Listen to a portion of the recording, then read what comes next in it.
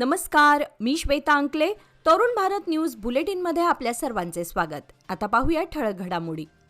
पश्चिम आशियातील वाढत्या तणावाच्या पार्श्वभूमीवर इराण संबंधित संघर्ष तीव्र झाल्यास जागतिक तेल बाजार अस्थिर होऊन त्याचा परिणाम भारतासह आशियाई देशांवर होण्याची शक्यता व्यक्त केली जात आहे. मात्र सध्या देशांतर्गत पेट्रोल डिझेल दर स्थिर आहेत. न्यूज एजन्सी ANIने सरकारी सूत्रांच्या हवाल्याने दिलेल्या माहितीनुसार भारताकडे काही दिवस पुरेल इतका कच्चे व रिफाईंड तेलाचा साठा उपलब्ध असल्यानं तातडीची टंचाई अपेक्षित नाही. स्ट्रेट ऑफ होर्मुझ हा महत्त्वाचा सामुद्रधुनी मार्ग बंद करण्याच्या इराणच्या घोषणेनंतर आंतरराष्ट्रीय बाजारात अस्थिरता वाढली असून कच्च्या तेलाच्या किमती $100 प्रति बॅरलच्या पुढे जाऊ शकतात, तर ब्रेंट क्रूड सध्या सुमारे $80 वर पोहोचला आहे. भारत आपल्या गरजेपैकी सुमारे 88% कच्चे तेल आयात करत असल्याने जागतिक दरवाढीचा थेट परिणाम आयात बिल आणि महागाईवर होऊ शकतो, अशी तज्ज्ञांची भूमिका आहे. बेळगावातील पेट्रोल पंप चालकांच्या मते पुरवठा सुरळीत असला तरी आंतरराष्ट्रीय परिस्थिती चिघळल्यास इंधन दरवाढ अटळ ठरू शकते, अशी भीती नागरिक आणि वाहन चालकांनी व्यक्त केली आहे. चिक्कोडी तालुक्यातील येडूड वीरभद्रेश्वर मंदिरातील राजगोपुराच्या लोकार्पण सोहळ्यासह विविध धार्मिक व सार्वजनिक कार्यक्रमांचे आयोजन करण्यात आले आहे. या कार्यक्रमासाठी गुरुवार दिनांक 5 मार्च रोजी सकाळी 9 वाजता देशाचे उपराष्ट्रपती CP राधाकृष्णन तसेच कर्नाटकचे राज्यपाल थावरचंद गेहलोत यांची उपस्थिती लाभणार आहे. मान्यवरांच्या दौऱ्याच्या पार्श्वभूमीवर येडूर परिसरात कडक सुरक्षा व्यवस्था करण्यात येत आहे. चिक्कोडी येडूर मार्गावर वाहतूक कोंडी होण्याची शक्यता प्रशासनाने वर्तवली असून सुरक्षेच्या कारणास्तव वाहनांची कसून तपासणीसह काही ठिकाणी मार्गात तात्पुरते बदल करण्यात येणार असल्याचेही स्पष्ट करण्यात आले आहे. या कार्यक्रमासाठी मोठ्या संख्येने भाविक व मान्यवर उपस्थित राहण्याची शक्यता असल्याने नागरिकांनी अनावश्यक प्रवास टाळावा आणि प्रशासनाला सहकार्य करावे असे आवाहन करण्यात आले आहे. मंत्र्यांच्या दौऱ्याच्या पार्श्वभूमीवर पोलीस बंदोबस्तात वाढ करण्यात आली असून सर्व तयारी अंतिम टप्प्यात आहे. येडूर परिसरात उत्साहाचे वातावरण असून राजगोपुरांच्या लोकार्पण सोहळ्याकडे सर्वांचे लक्ष लागले आहे. धुलीवंदना दिवशी झालेल्या खग्रास चंद्रग्रहणाचा परिणाम गुंजनहट्टी येथील जागृत देवस्थान श्री होळी कामण्णा महाद्वार यात्रोत्सवावर जाणवल्याने मंगळवारी भाविकांची उपस्थिती अत्यल्प राहिली. ग्रहण काळात धार्मिक विधींवर निर्बंध असल्याने अनेक भाविकांनी यात्रेला येणे टाळल्याचे दिसून आले.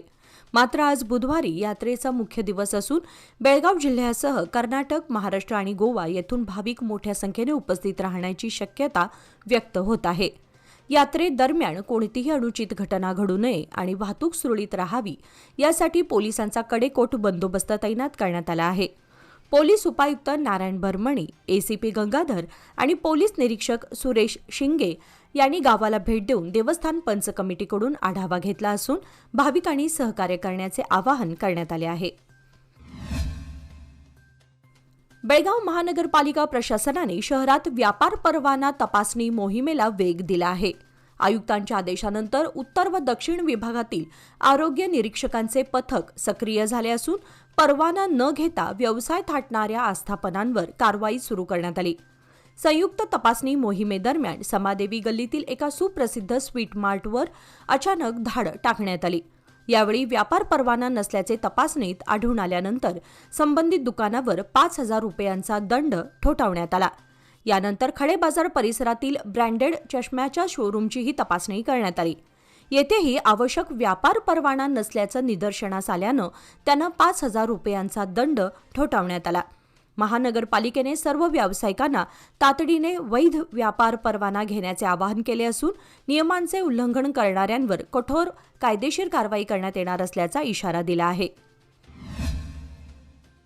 प्रवाशांना अधिक सुरक्षित, आरामदायी आणि वेळेवर सेवा देण्यासाठी कर्नाटक राज्य मार्ग परिवहन महामंडळाने मोठ्या प्रमाणावर नव्या बसेसची खरेदी सुरू केली असून त्या अंतर्गत बेळगाव विभागाला एकूण 250 बसेसची मंजुरी देण्यात आली आहे.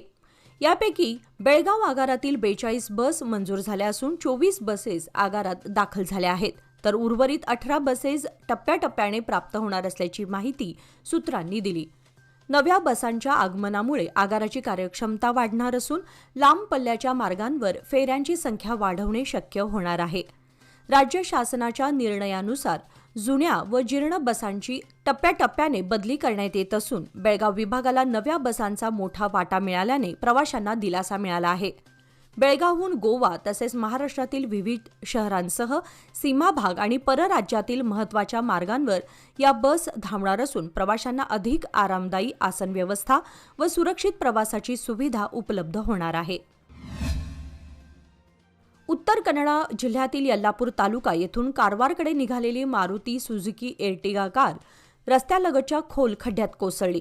प्राथमिक माहितीनुसार कार वेगात असताना चालकाचा ताबा सुटल्याने वाहन रस्त्याच्या कडेला असलेल्या खड्ड्यात पडली आणि कारमधील 5 प्रवाशांना दुखापत झाली.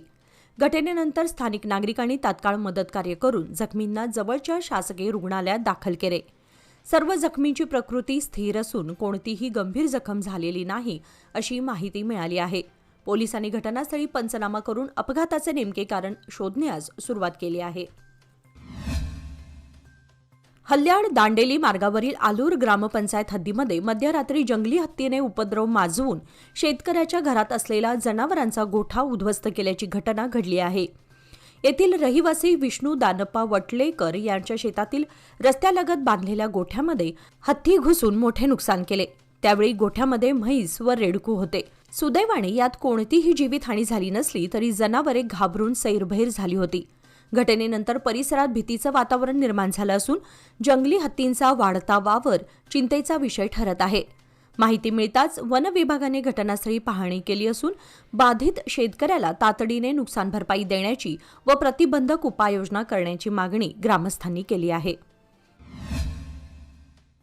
गोवा शहापूर येथील श्री चिदंबरदास राजाराम पांडुरंग महाराज समाधी मंदिर तथा वैश्य गुरुशाखा मठ येथे गुरुवार दिनांक 5 मार्च रोजी तुकाराम बीज उत्सव मोठ्या उत्साहात साजरा करण्यात येणार आहे.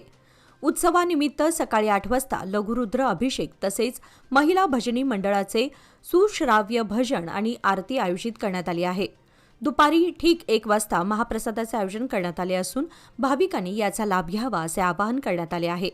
या कार्यक्रमासाठी परिसरातील समाज बांधव आणि गुरुभक्तांनी मोठ्या संख्येने उपस्थित राहावे असे आयोजकांनी कळवले आहे.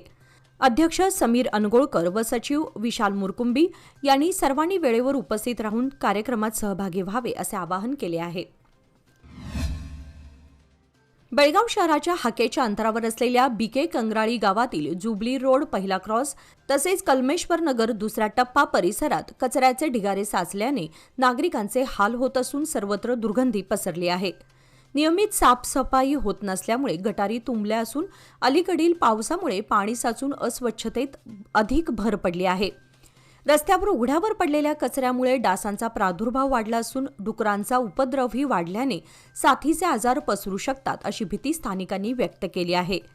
याबाबत ग्रामपंचायतीकडे वारंवार तक्रारी करूनही ठोस कारवाई होत नसल्याचा आरोप नागरिकांनी केला असून प्रशासन दुर्लक्ष करत असल्याची नाराजी व्यक्त होत आहे.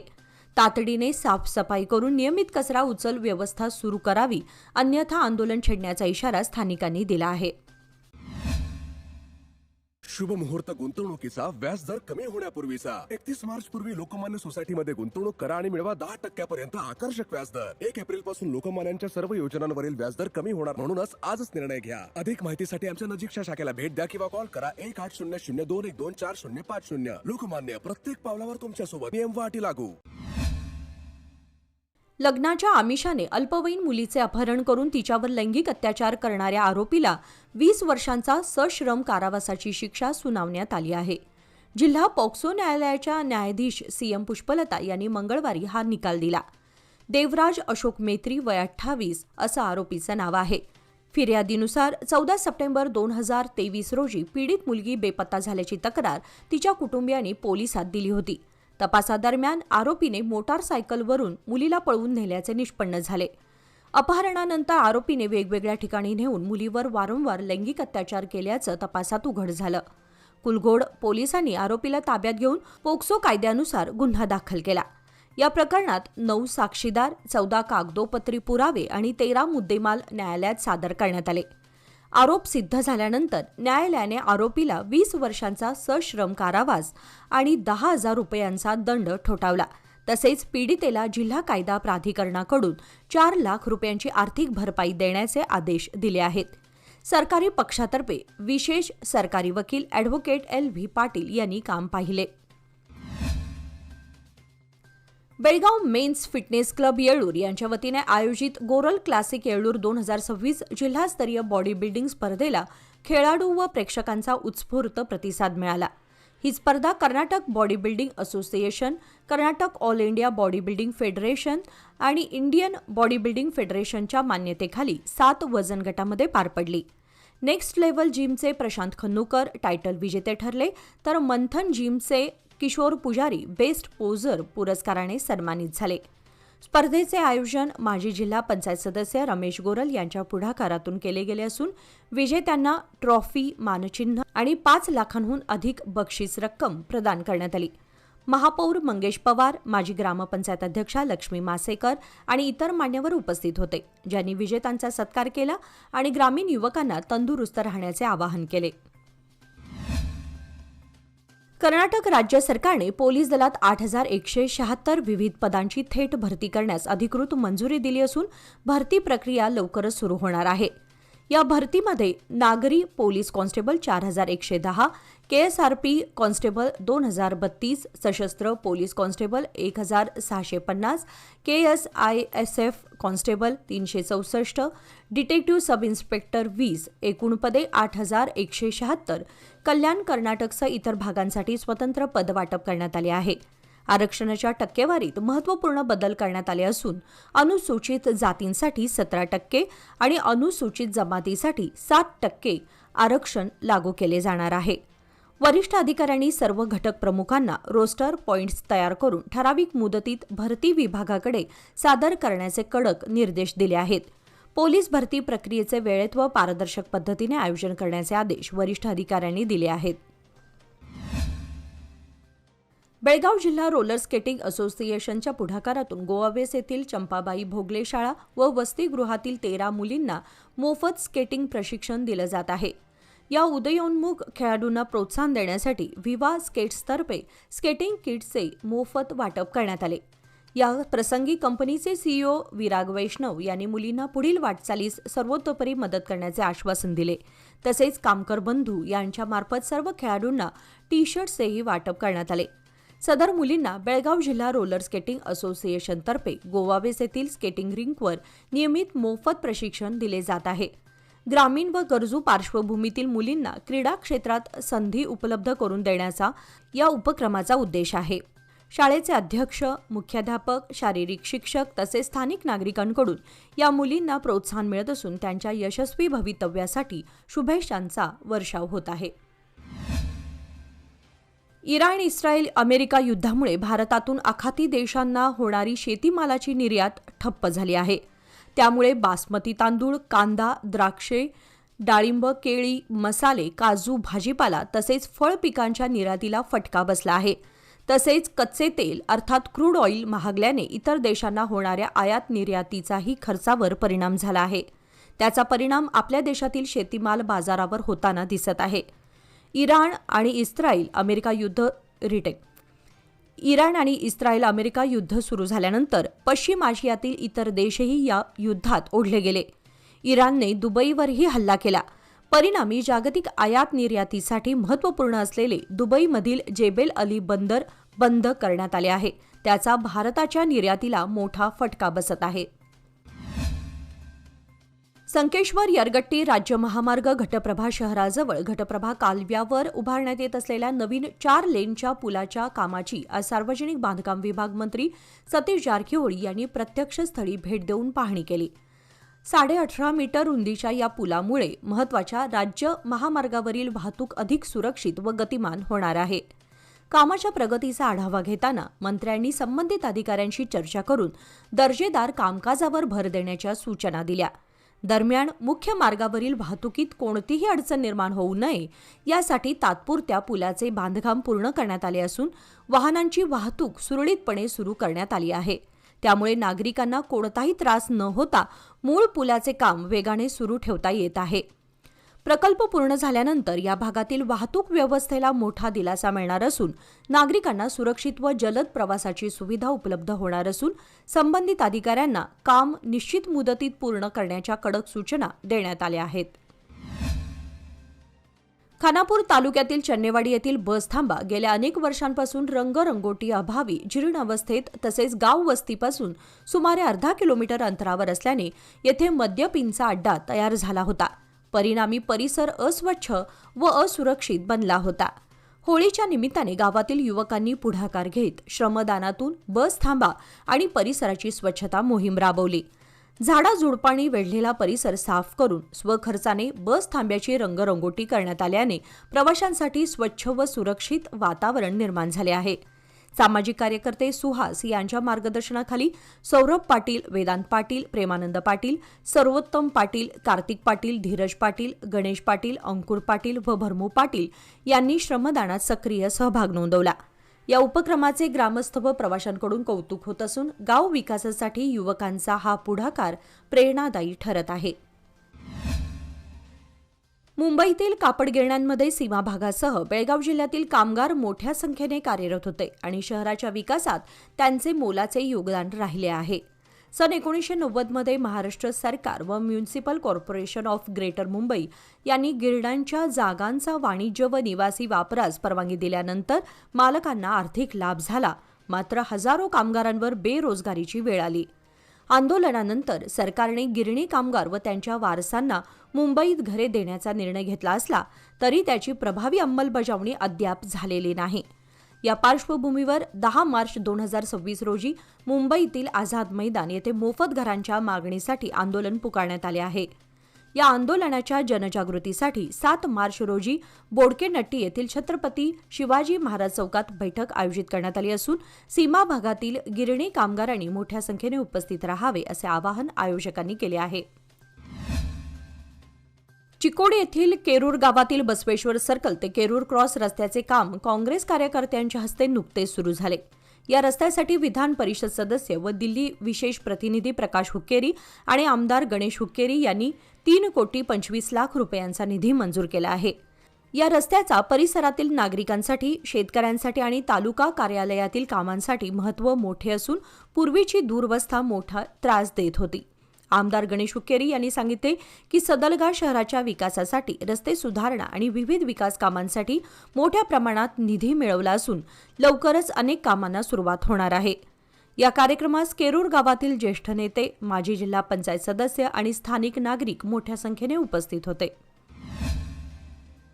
बेळगाव जिल्ह्याचे विभाजन करून चिकोडीला स्वतंत्र जिल्हा घोषित करावे अशी मागणी चिकोडी शहरातील शासकीय विश्रामगृहात आयोजित पत्रकार परिषदेत चिकोडी जिल्हा संघर्ष समितीने पुन्हा केली. समितीचे अध्यक्ष संजू बडिगर म्हणाले की अनेक वर्षे खोटे आश्वासन देऊन जनतेची दिशाभूल केली गेली असून चालू अर्थसंकल्पीय अधिवेशनात भागातील मंत्री व आमदारांनी आवाज उठवला पाहिजे. उपाध्यक्ष चंद्रशेखर अरभावी यांनी सांगितले की आरोग्य, शिक्षण आणि रोजगार या क्षेत्रामध्ये विकास सुनिश्चित करण्यासाठी चिकोडी जिल्हा तातडीने घोषित करणे आवश्यक आहे. समाजसेवक चंद्रकांत हुक्केरी यांनी आठवण करून दिली की निवडणुकीपूर्वी मुख्यमंत्री व आमदारांनी चिकोडीला जिल्हा बनवण्याचे वचन दिले होते, पण 3 वर्षे उलटून गेल्या तरी कोणतीही ठोस कारवाई झाली नाही. या आंदोलनात शंकर अवडखान, सुनील तेरदाळे, रुद्रया हिरेमठ, अमोल नावी, रफिक पठाण, रमेश डेगर यासह अनेक आंदोलक उपस्थित होते. याचबरोबर आजचे बातमीपत्र इथे संपले. अधिक माहिती आणि ताज्या घडामोडींसाठी पाहत रहा तरुण भारत न्यूज चॅनल. तसेच आमच्या चॅनलला लाईक, शेअर आणि सबस्क्राईब करायला विसरू नका. आणि विश्वासार्ह बातम्यांसाठी दररोज वाचा दैनिक तरुण भारत. धन्यवाद.